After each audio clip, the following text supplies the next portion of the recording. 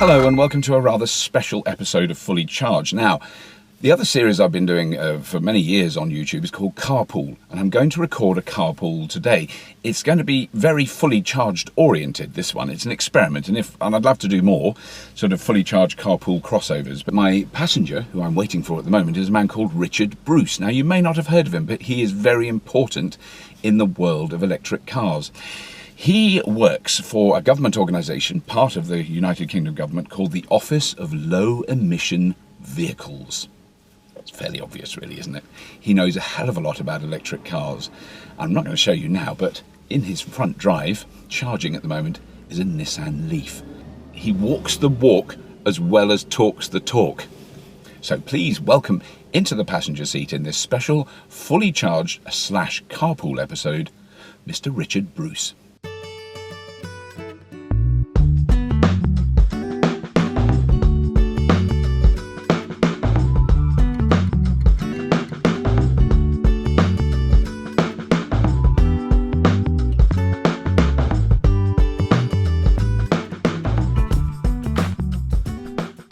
Let's do the two things I wanted to know quickly is what your official title is, because I said you worked at the Office of Low Emission Vehicles, which isn't fair. I'm the head of the Office of Low Emission Vehicles, also known as OLEV. OLEV. Yeah, that's my official title. And how long has that been in existence? So OLEV's been around since about 2010. Right. As a sort of unusual beast, so it's like 3 government departments in one team, which is quite rare in Whitehall. Right. Because this agenda touches on all those so many different things. Then we've got people from DEC, and we've got people from BIS, and we work quite closely with DEFRA as well. And obviously most of the people come from transport. Right. So, but I'm just going to do a quick outside the Westminster bubble thing. Yeah. DEC is the Department of Energy and Climate Change. It is. BIS is presumably the Department of Business. Business Innovation and Skills. Thank you. Right. BIS, Business Innovation Skills. Okay. Yeah. And what was the other one? DEFRA. DEFRA, which is Environment, Food and Rural Affairs. Yeah. So yeah, they're all interested in the electrification of cars for various reasons. Yeah. And so you're clearly very on top of things like, every electric car that's available in the country you obviously know about, and presumably the charging infrastructure, the subsidies that people get if they buy a car. So we sort of do, as civil servants, you do sort of two things. You're giving advice to ministers about future policies, what's happening in the market, how it's going to grow over time, what can we do to stimulate demand. I think what is interesting is regardless of, through numerous shades of government, in the time you've been in the office, that support has remained. I mean, there's support for other, you could argue, sort of related new energy projects that have diminished somewhat, if not catastrophically. But for electric cars, it's been very... it's been sustained and in fact increased, and the time. Yeah, I mean, for a civil servant, it's quite an unusual thing to work on, because it's almost like uniformly good news across so many agendas. Right. So it ticks so many boxes. So we talk about there being sort of 4 big reasons why it's worth government intervening in this. There's obviously carbon. If you want to basically cut carbon, then transport's 25% of the UK's carbon emissions, and cars are 50% of that. Right. So you have to deal with emissions from cars. So it's carbon, then there's air quality, which is a massive issue now. Then you've got for some ministers the biggest thing, which is a massive industrial opportunity it represents, because all of our cars are going to change. Everyone knows that. It's just a matter of how fast and where it happens first. And they recognise the fact that if the UK is really good at making this sort of stuff, then we could be sitting pretty for the next century. Yes. And if we can get investment in this technology in the UK, we can get people trained, we can get the skills here, we can get the small businesses making the stuff, we can get our universities with a pipeline of good ideas. Then it's not the next industrial revolution. So it's a massive opportunity. Yeah. We're not the only countries recognise that, alas. No. But they, certainly this government, they really get that. But I think what is intriguing is, whereas you could argue we're a little bit behind in some areas of renewables and the installation of all that, we're actually not behind with electric vehicles. In fact, in terms of charging infrastructure and government support, we're actually one of the best. We're one of the best, which is I hesitated to say that. A hard thing to say. It is if you're British. Oh, we're 40 years behind everywhere. Yeah, we're not quite in the Norway League. No, but we can't afford to be, to be honest. No, because they have pretty, and also have quite they're the richest per capita country in the world, and they've got 100% sales tax on internal combustion engine cars. Right. So politically, that's not really a winner, I don't think, and it'd be quite hard to deliver. Because I just want to quickly understand what that is. 100% sales tax means. So if a car costs 30 grand in pounds, in Norway it'll cost you 60. Yeah. Unless it's electric, in which case it'll cost you 30. So that's why they've got 26% of new cars are electric, which is quite astonishing, really. So I'll go into my reasons. So carbon, air quality, the big industrial opportunity. There's also energy security. I mean, if you're powering your cars from electricity, you've got a diversified energy supply. So, it's a mix of whatever the grid mix is at the moment. So it's going to be a bit of wind, a bit of nuclear, a bit of coal, a bit of gas. Not much coal anymore, luckily, and declining.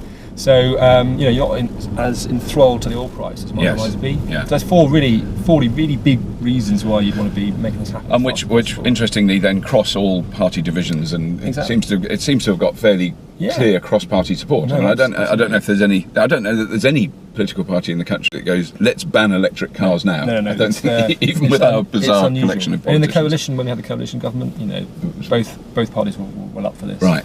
And that's why we got 600 million quid in the recent spending review, out to 2020, because they're committed to making this happen. And the UK is quite unusual. It's got a really ambitious public target, which is every car effectively zero emission from 2040. Sorry, every new car 2040. Right. Every car on the road by 2050.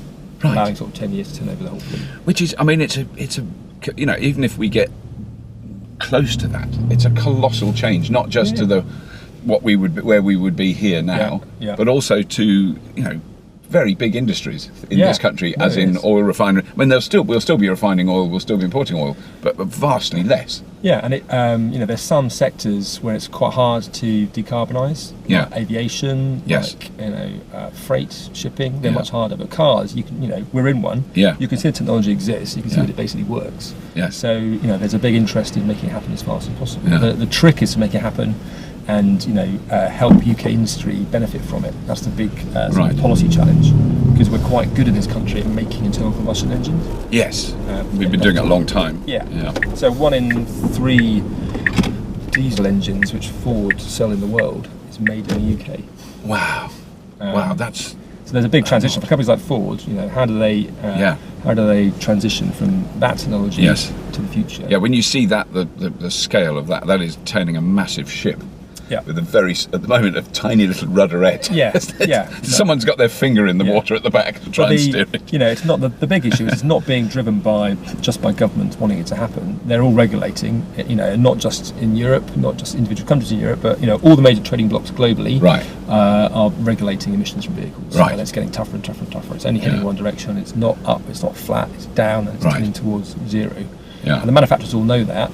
What they need is the sort of time, the breathing space to make the investment, so they can transition without going out of business. Because no politician wants to see car plants closing. No, it would not be good. But equally, they don't want to see technology on the roads. Doesn't have to be there if they can replace it with something cleaner. Yeah. In both in carbon and nitrogen oxides, in particular terms as well. Yeah. So that's why it's a big push. Because then we haven't finished talking about that topic at all. But the other one that has caught the public imagination and discussion, that I've certainly been involved in the last few weeks, is autonomous vehicles and how close we are to those. And I mean, I think, and having talked to a lot of people very recently, not that close.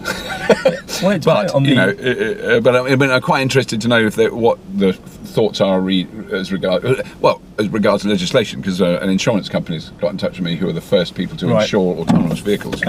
Thank you. Guys, you can tell. We have a transport person. They can see the light changed. That's my cyclist. You have to get away first. Yes. Yeah. Oh, that's the cyclist, isn't it? Yeah. So we have. Yeah, that's not really my bag. The autonomy. We've created government, because it equally sees. Oh, is there an office of autonomy? There's a centre for connected autonomous vehicles. Right. The sort of the younger brother of OLEV, if you like. Right. Sort of upstart younger brother. Yeah. Who sit next to us. Also, they've got people from Biz and from DFT as well. Right. They have money to invest. So, that's another massive opportunity. Right. I mean, are we going to move to... People think of autonomous vehicles and they think in the driverless pod putting it upside their house straight away. That's what I've been dreaming of. Yeah, but it's it's going to be a spectrum of stuff. It's going to start with, you've got your cruise control on the motorway, take your feet away from the pedals, and you can take your hands away from that. So they talk about feet off, hands off, and then eventually brain off. Yes. And you can do that on you can see how that's going to work on a constrained environment on the motorway. It's making it work in tougher urban environments where you've got kids running out of that sort of stuff. I think interestingly, the technology is probably going to move ahead of the regulatory structures. Well, that's exactly the big challenge. But for the car industry, it's all this is happening. If you think from them, they've had 100 years of basically the same model. People, they make the cars, people buy the cars, they drive the cars, they maintain them, they sell them on. Eventually, they have to get rid of them. Whereas now it's all changing. You've got less people taking up driving licenses. You've got I mean, that is a fact. That is a real thing. Right. That is a real thing, and that's why you see car companies going into sort of mobility as a service, car sharing, all that sort of stuff. Right. That's why the i3 for BMW, that's going to be their car sharing car. Right. And all the major ones are partnering up with companies to do car sharing because they can see the existing model is changing. Yeah. So you've got tougher regulation in terms of how they drive the cars. You've got whole different models of ownership and usage. You've got wholly different powertrains, and all the Asian countries, they're not investing in internal combustion engines. They're investing in electrification. They're building battery plants and they're making battery motors because they can see that's the future. But because that's the other. I mean, another one that is clearly a hot topic. Judging by the comments on previous episodes of Fully Charged, is I'm very what's that lovely word? Ambivalent. Thank you. And open-minded about hydrogen fuel cells. Yeah. Hydrogen cars because my argument is very simply it is possible to produce hydrogen without using fossil fuels. It's not how we do it at the moment, but it is possible. It maybe there's then you get into load and I think anything that we can do to use non-fossil fuels for energy purposes is a plus in my book. I don't care what it is. So there's a lot of arguments, but there does seem to be a greater cost barrier at the moment with hydrogen fuel cells. But I mean, do you feel that that's likely to come down as well? Yeah, I mean, it will come down. The one thing that strikes about the car companies is there are the ability of engineers to do stuff. So you're talking about building vehicles in tiny volumes with sort of aircraft grade carbon fibre for the hydrogen fuel tanks, that sort of stuff. It will come down. I think the two key advantages a hydrogen fuel cell vehicle has over a battery vehicle is its range and the ability to refuel it very quickly. So it gives users as close as possible to their current experience, which is why lots of manufacturers think it might be the sort of long-term answer, because it's basically what you've got now, potentially emitting nothing at the tailpipe.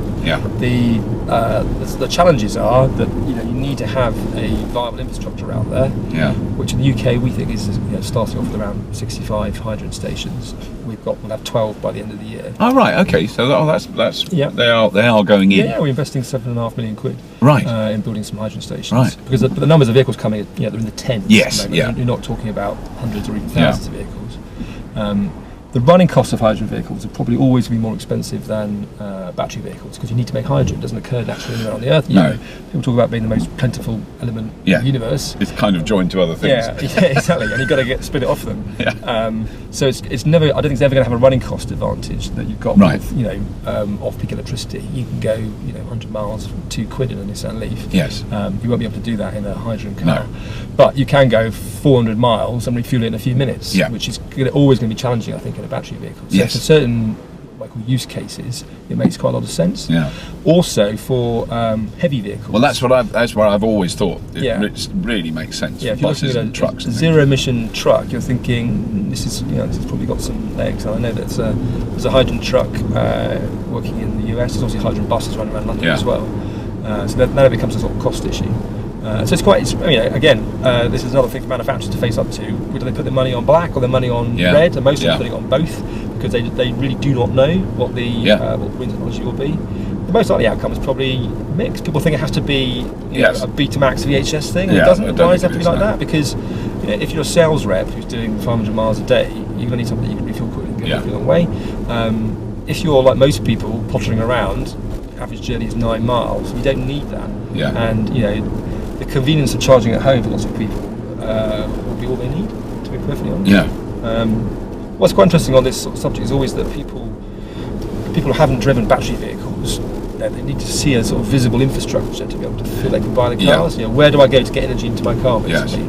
Whereas, once you have one, you realise it's much more like having a mobile phone.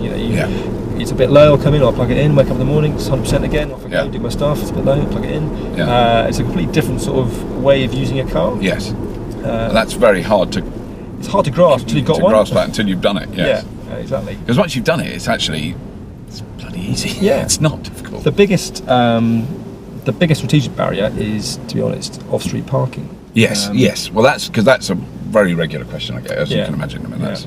Where do I plug mine in? Where do you plug it in? So, we've got grants which we offer to local authorities to put in place charge points for residents, but very low uptake. We're covering a lot of the costs. It's not because of the cost, it's because of parking, because residents' parking bays are a big issue for local authorities, and they are reluctant to take a bay out of general use and earmark it purely for electric vehicles. So you can see a world where all the streets are electrified and a world where none of them are, like today. It's the bit in between that's a bit messy. It's quite a challenge. So that 60% of UK homes have got off-street parking, but that leaves 40%, and the 40% are in the cities where you want them to electrify first because of air quality problems. So that's a thorny issue. And I think ultimately what will have to happen is you're going to have to electrify whole streets, much like when gas is rolled out in the 19th century, or cable TV rolled out, or broadband. You're going to need some hefty investment from people who are going to basically put in charge points, or something cheap, some sockets, safe, secure sockets, every other parking bay on a street, and then you're going to sign up to some deal where you pay X pounds a month to charge it. I can see that's what's going to have to happen. Because what about, induction charging is I think the technology works, but the installation of that technology is presumably very, because that's one way. If every parking space had induction charging plate under it, then there's no reason you couldn't. If you'd put in sockets, there's no reason you couldn't just take the supply from the socket. To I love how quick you are on the lights. And then down there. And then down there. Yeah. Oh yeah, that's what Tesla think too. This is my cycle route to work. Oh, is it? So, right. Oh, great. Yeah. You'd probably be, if you left on a bike at the same time, you'd be there. I love driving in London. Makes so much sense. Where to park it? I3. Yep. I think we should do electric car spotting. I've seen about 4 Leafs. There's loads in London. I haven't seen another Tesla this morning, which is unusual. That's funny. Well, there's always one parked outside the Department for Transport. It's got one of the most popular charge points in London. Oh, that was. I met a wonderful man who works for the mayor of San Francisco, and their transport policy is remarkable. It's worth checking out. I'm sure you know about it. But amazing stuff. But he said you're one of the well-heeled liberals that we're really having problems with, because it is people storming into the town hall going, "Where am I going to park my Tesla?" Like, how much do you earn a year? $7 billion. Right. Yeah. Okay. Yes.